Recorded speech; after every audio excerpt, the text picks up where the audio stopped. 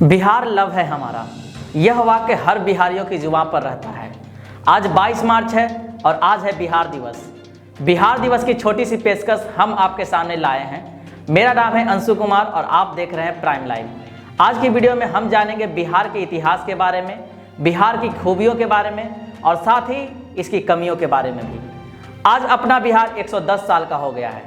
बिहार राज्य को अलग पहचान मिले तो आज 110 साल हो गए हैं, लेकिन 22 मार्च को बिहार दिवस मनाने का चलन 10 साल पहले ही शुरू हुआ है।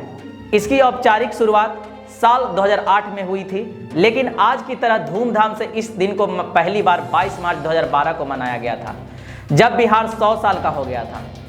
असल में साल 2005 में जब मुख्यमंत्री नीतीश कुमार ने बिहार में सत्ता संभाली थी, तभी उन्होंने 22 मार्च को बिहार दिवस मनाने का ऐलान किया था।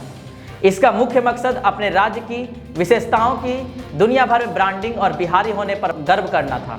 इसके बाद साल 2008 में पटना के श्री कृष्ण मेमोरियल हॉल में बिहार दिवस समारोह की शुरुआत एक दिवसीय उत्सव के रूप में की गई थी। साल 2009 में इसका विस्तार राज्य में हुआ। गांधी मैदान में 3 दिवसीय समारोह तभी आरंभ हुआ था। साल 2012 में स्थापना दिवस पर पटना सहित पूरे राज्य में भव्य समारोह कराए गए। पटना के गांधी मैदान सहित अन्य भवनों को दुल्हन की तरह सजाया गया था। इस बार भी पटना के गांधी मैदान में 3 दिवसीय समारोह का आयोजन किया जा रहा है, जिसमें आपको बिहार से जुड़ी सभी कलाओं विशेषताओं को दिखाया जाएगा। गांधी मैदान भी पूरी तरह सजकर तैयार हो चुका है। अब चलिए इतिहास की बात करते हैं। इतिहास के जाने माने स्कॉलर कुमार राघवेंद्र बताते हैं कि 1857 में पहले सिपाही विद्रोह के बाद से ही बिहार को अलग राज्य बनाने की मांग जोर पकड़ने लगी थी। बाबू वीर कुंवर सिंह का भी इसमें बड़ा योगदान था। साल 1912 में अंग्रेजों ने बंगाल का विभाजन कर बिहार नाम का अलग राज्य बनाया। बिहार शब्द का जन्म बौद्ध विहारों के विहार शब्द से हुआ है। बाद में यह बिगड़कर बिहार हो गया। बंगाल विभाजन के बाद पटना को बिहार की राजधानी बनाया गया। फिर सारी गतिविधियों का केंद्र पटना हो गया। 1946 में बिहार की पहली कैबिनेट बनी, जिसमें श्री कृष्ण सिंह प्रथम प्रधानमंत्री बने और अनुग्रह नारायण सिन्हा प्रथम उप प्रधानमंत्री बनाए गए। तब प्रधानमंत्री बनाए जाने की प्रथा थी। आज़ादी के बाद इसे मुख्यमंत्री नाम दिया गया। 22 मार्च 1912 को ब्रिटिश इंडिया के गवर्नर लॉर्ड हार्डिंग सम्राट जॉर्ज पंचम के निर्देश पर बंगाल, बिहार, उड़ीसा और असम प्रांत के गठन की अधिसूचना जारी की थी। उस समय सर चार्ल्स स्टुअर्ट वैली को संयुक्त बिहार का प्रथम लेफ्टिनेंट गवर्नर जनरल नियुक्त किया गया था। उस समय बिहार को 5 प्रमंडलों भागलपुर, पटना, तिरहुत, छोटा नागपुर और उड़ीसा में बांटा गया था। बिहार जो अभी वर्तमान रूप में है, इसको 3 बार बांटा गया है। पहली बार 1 अप्रैल 1936 को उड़ीसा को बिहार से अलग कर ओडिशा नाम का राज्य गठन किया गया। दूसरी बार 1 नवंबर 1956 को राज्य पुनर्गठन की सिफारिश पर बिहार के पुरुलिया जिला और पूर्णिया जिले के इस्लामपुर को पश्चिम बंगाल में मिला दिया गया। फिर तीसरी बार 15 नवंबर 2000 को बिहार के खनिज एवं वन संपदा से संपन्न 18 जिलों को मिलाकर झारखंड राज्य बनाया गया। यह तो था बिहार का इतिहास, लेकिन बिहार का इतिहास इतना छोटा नहीं है। बिहार को प्रथम गणराज्य माना गया है, यानी लोकतंत्र की स्थापना करने वाला भारत का प्रथम राज्य बिहार ही है। बिहार ही वह राज्य है जहां महात्मा बुद्ध और महावीर जैसे ज्ञानी पुरुष की ज्ञान स्थली माना गया है। लोगों के बीच भले ही इसकी गणना एक पिछड़ी हुई गरीब राज्यों में की जाती है, लेकिन इसकी महानता और सौंदर्यता को शायद ही लोग जान पाते हैं। आज का बिहार सौंदर्यता से परिपूर्ण है। यहाँ की मनोरम दृश्य देखते ही बनता है। सबसे कठिन पर्वों में शुमार छठ महापर्व बिहार में ही मनाया जाता है।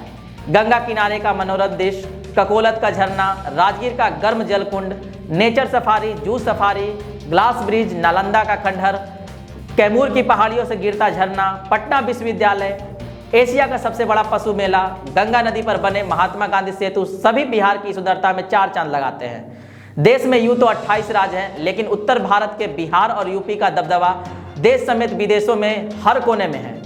सत्ता के मठाधीशों से लेकर सड़क किनारे पकवान बनाने वाले तक हर जगह इनकी मौजूदगी है।